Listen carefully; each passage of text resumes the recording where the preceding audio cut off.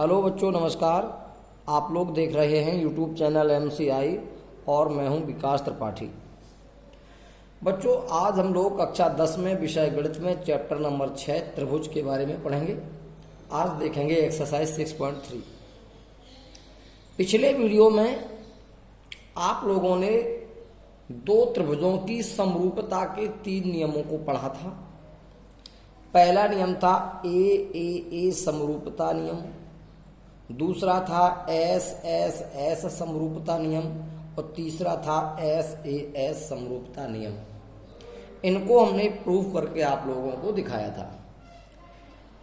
पहला नियम तब प्रयोग होता है जब किसी एक त्रिभुज के तीनों कोण दूसरे त्रिभुज के संगत कोणों के बराबर होते हैं। जैसे मान लीजिए ये त्रिभुज ABC है और ये त्रिभुज PQR है।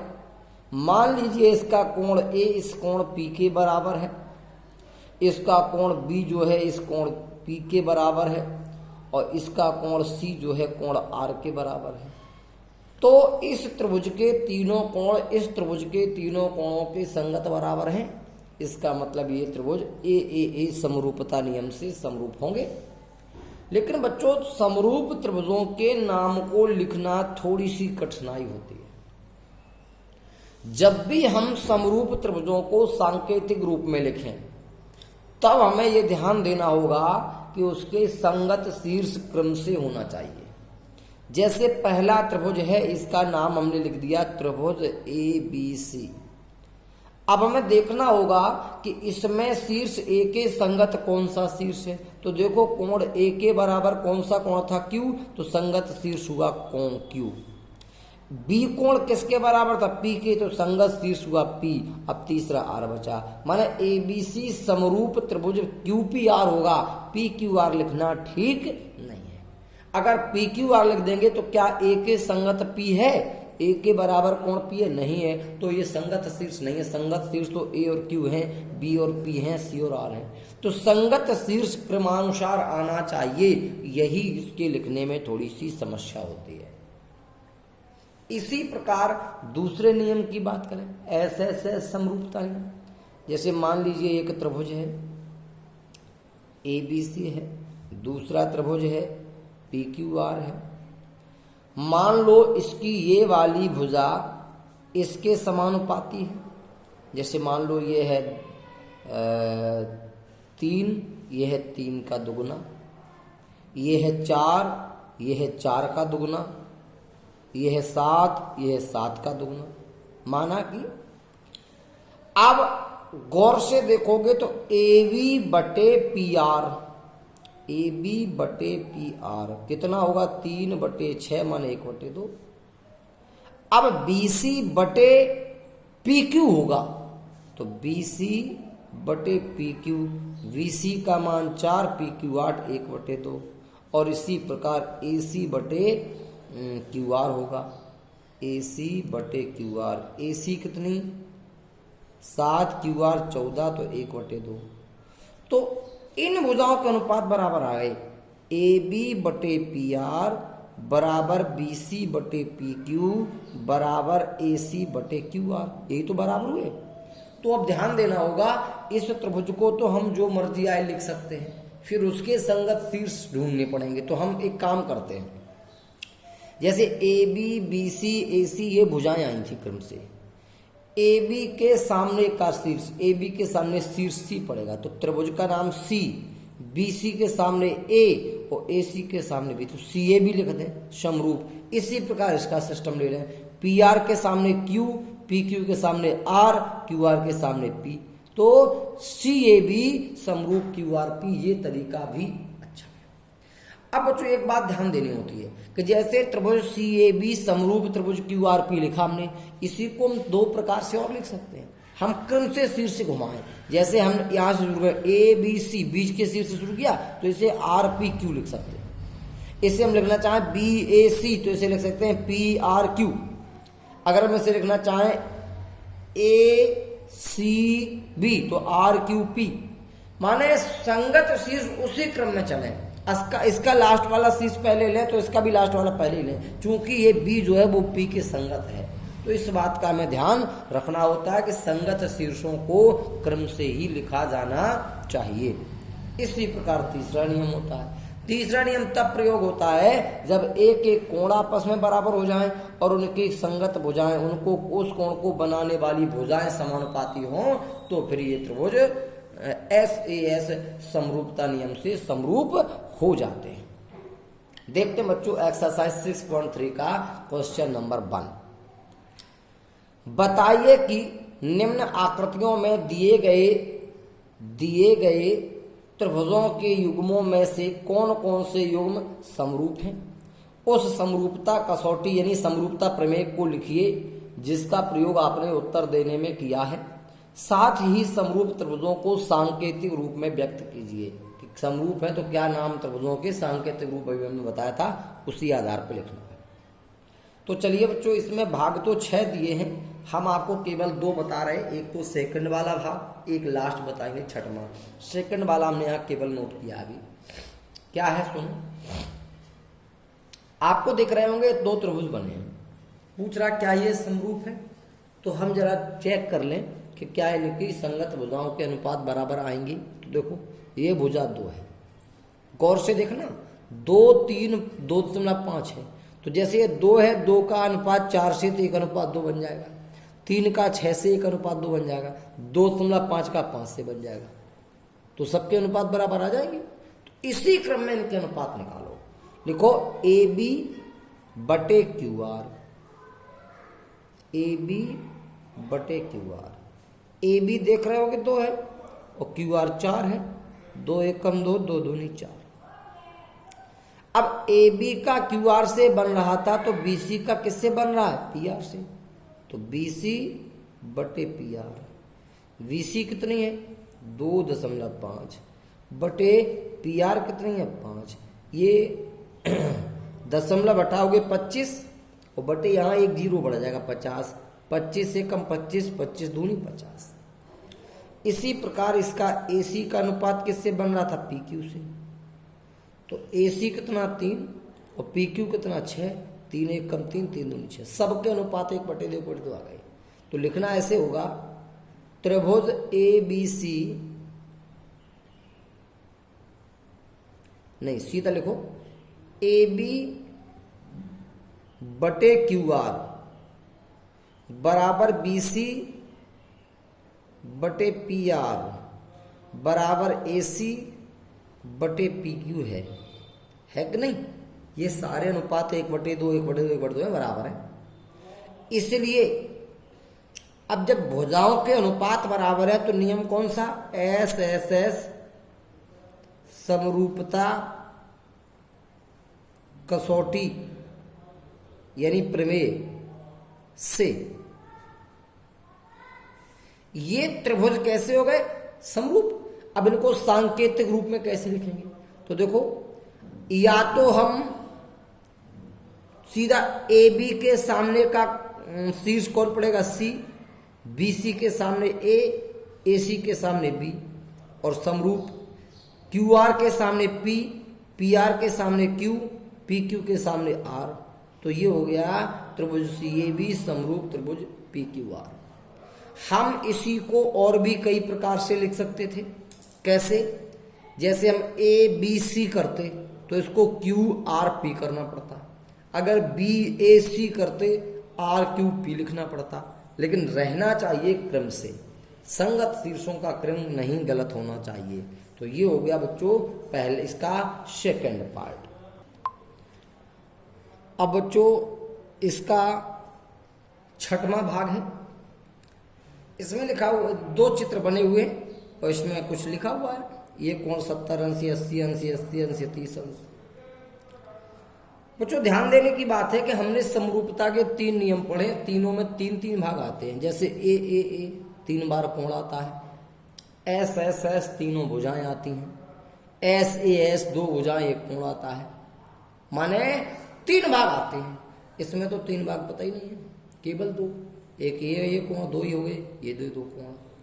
तो हमें इनके 3 भाग पता करने के लिए इनके तीसरे कोण ज्ञात करने पड़ेंगे। इस त्रिभुज DEF में तीसरा कोण निकालना पड़ेगा, त्रिभुज PQR का तीसरा निकालना पड़ेगा। तो यह होगा त्रिभुज DEF में क्या देखेंगे, कोण D प्लस कोण E प्लस कोण F बराबर होता है 180 अंश। त्रिभुज के तीनों अंतःकोणों का योग 180 अंश होता है। कोण D का मान 70 अंश, E का मान 80 अंश प्लस कोण F बराबर 180, जोड़ के पक्षांतर कर दो। कोण F बराबर 180 अंश माइनस 150 अंश बराबर 30 अंश। अब बच्चों इसका तीसरा कोण 30 अंश आ गया, ये कोण आपका 30 अंश आ गया जो अभी आपने ज्ञात किया। ठीक है, आप चाहें तो इतने से इनको समरूप कह सकते हैं। कैसे? इस त्रिभुज का कोण E इसके Q के बराबर है, F कोण R के बराबर हो गया। बच्चों जो हमने ए समरूपता नियम पढ़ा है, जिसमें एक त्रिभुज के तीनों कोण दूसरे त्रिभुज के तीनों संगत कोणों के बराबर होते हैं तो ये त्रिभुज समरूप हो जाते हैं। इसी से एक उप प्रमेय बनती है कि अगर किसी एक त्रिभुज के केवल दो कोण दूसरे त्रिभुज के केवल दो कोणों के बराबर हो जाएं तो भी ये त्रिभुज समरूप हो जाते हैं। उसे ए समरूपता नियम कहते हैं। ये नियम उसी से बना है, ए समरूपता नियम से। कैसे?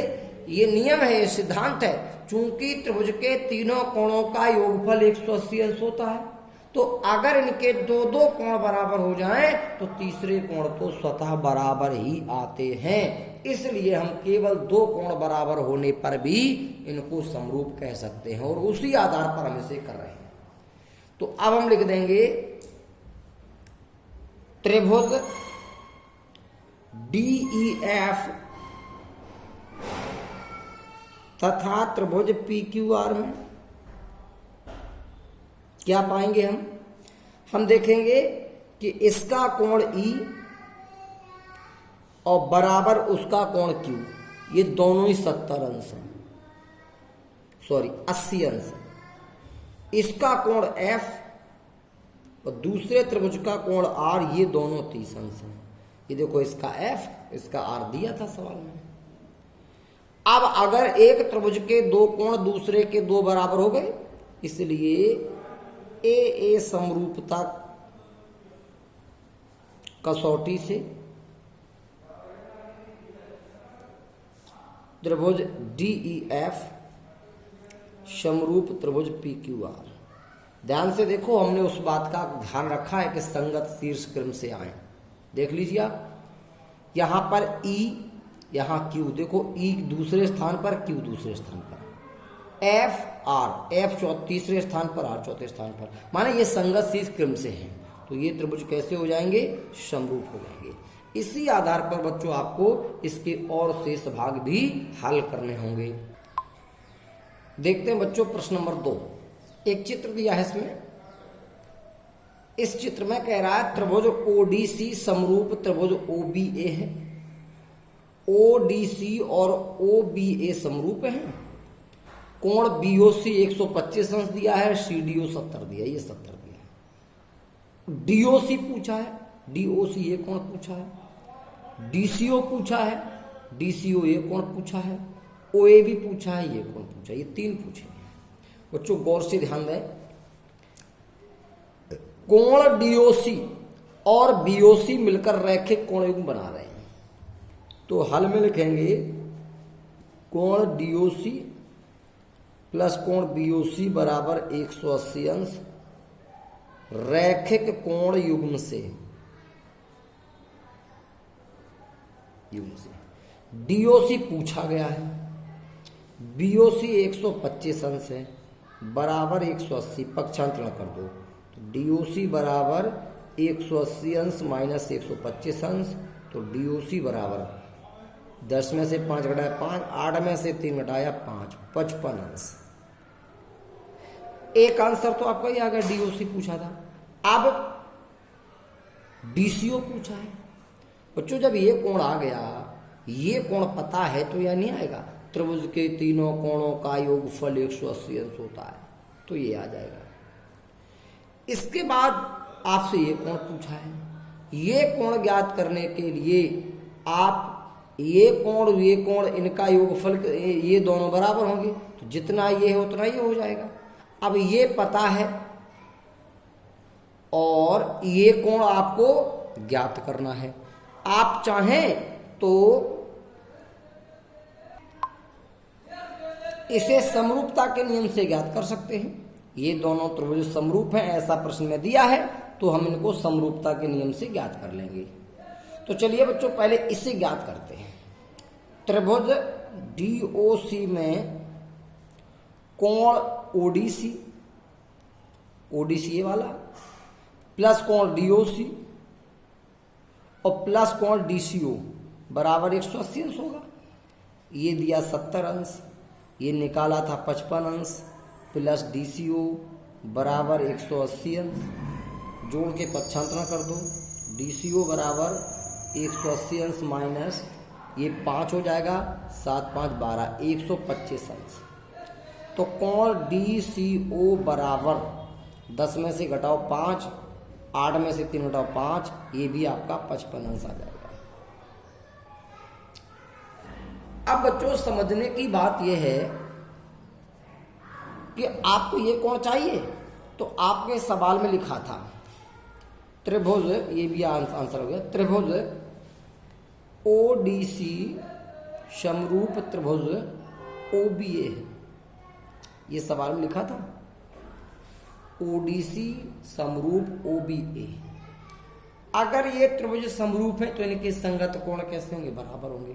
तो देखो जरा, ये A वाला कोण चाहिए, माना हमें चाहिए BAO, तो ये काय बराबर होगा? DC लिखा है कि नहीं? आपका BAO जो कोण होगा वो काय के बराबर होगा? DCO के बराबर। तो इसलिए कोण DCO बराबर कोण BAO। DCO कितना आया? 55 अंश बराबर कोण BAO। यही आपका तीसरा आंसर हो गया।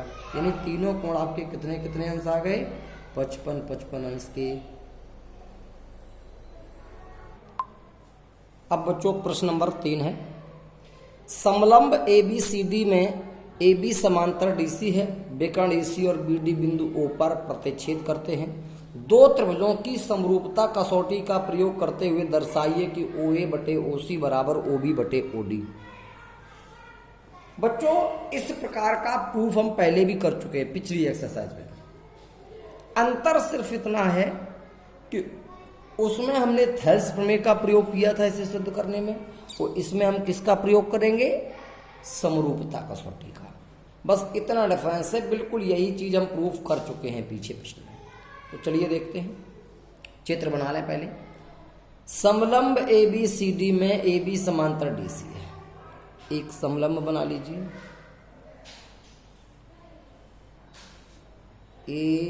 ABCD, इसमें ABDC समांतर है। विकर्ण O पर प्रतिच्छेद करते हैं, ये विकर्ण हो गए, ये O पर प्रतिच्छेद करते हैं। ठीक है, यहां सबसे पहले हेडिंग आएगी दिया है क्या? समलंब ABCD में AB समांतर CD या DC है। विकर्ण AC तथा BD बिंदु O पर प्रतिच्छेद करते हैं। प्रतिच्छेद करते हैं। हमें सिद्ध क्या करना है? हमें सिद्ध करना है कि OA बटे OC बराबर OB बटे OD। चलिए उपपत्ति। बच्चों पिछली बार जब हमने प्रूफ किया था तो थोड़ी रचना की थी, यहां से समांतर रेखा खींची थी, लेकिन इस बार हमें समरूपता कसौटी का प्रयोग करना है, तो समांतर रेखा की कोई आवश्यकता नहीं है। सीधे सीधे हम ध्यान दें कि सवाल में कह रहा था कि AB समांतर DC है, तो ये एक त्रियक रेखा है, तो फिर ये कोण संगत कोण होंगे, बराबर हो जाएंगे। इसको कोण नंबर 1 लिख दो, इसको 2 लिख दो। तो लिखेंगे चूंकि ए बी समांतर डी सी है या सी डी है, ये दिया है सवाल में, तथा ए सी एक तिर्यक रेखा है, ए सी एक तिर्यक रेखा है, तो ये एकांतर कोण है, कोण 1 बराबर कोण 2, ये एकांतर कोण, ये कक्षा 9 में पढ़ाया जाता है, एकांतर कोण बराबर होते हैं। अब इसी प्रकार से हम देखेंगे कि इन्हीं समांतर रेखाओं में ये भी तो एक तिर्यक रेखा है, तो इसके लिए आपके कोण ये और ये बराबर हो जाएंगे।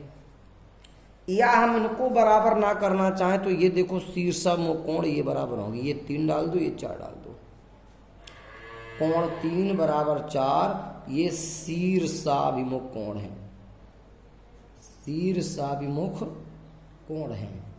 बच्चों अभी अभी आपने देखा कि हमने नियम बताया था ए समरूपता नियम, जो केवल 2 कोणों से ही हो जाता है, उसी से त्रिभुज ओ ए बी तथा त्रिभुज ओ सी डी में पहले तो कोण 3 बराबर 4 है, 3 बराबर 4, और कोण 1 बराबर 2 है, कोण 1 बराबर कोण 2। बच्चों 3 इसमें बिंदु ओ पर बना है, 4 इसमें ओ पर बना है, 1 इसमें ए पर बना है और 2 इसमें सी पर बना है। हमने उन क्रम से ही लिखा है, हमने ऐसे नहीं लिखा।